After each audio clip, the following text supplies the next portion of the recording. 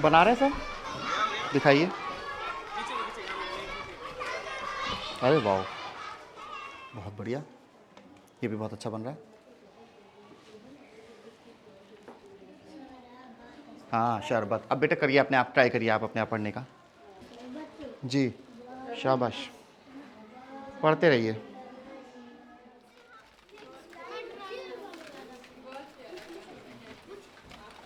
के लिए छोटे बच्चों के लिए तो वर्डलेस इसलिए क्योंकि अभी उन्होंने पढ़ना नहीं सीखा है। ये तो हमने ज़्यादातर जो हमने वर्डलेस पिक्चर वो बुक्स बनाई हैं वो बाल वाटिका के लिए बनाई है, जो हमारा प्री प्राइमरी जो हमारा प्रोग्राम है 2 साल का, वो उसमें उसमें क्या होता है कि बच्चा एटलीस्ट वो पिक्चर्स देख करके रिलेट करने की कोशिश करता है, और वो सब समझ लिया आप, पिक्चर रीडिंग होती है वो एक तरह से, उसके अंदर से वो पता नहीं क्या क्या चीज़ें निकालता रहता है।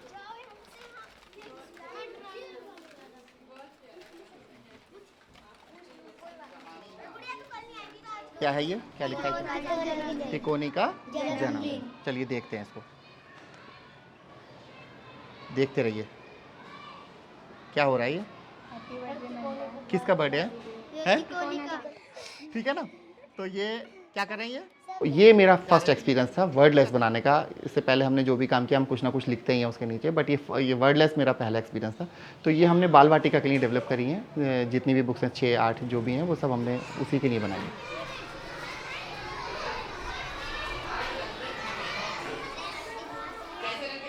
So when we started the Wordless, we were looking for illustrators, and then Diet Dehradun gave us 4 names. It was a series of workshops that we had done, and it was like the illustrators making them understand that if you are making illustration with this particular age group of child, what is that they have to keep in mind.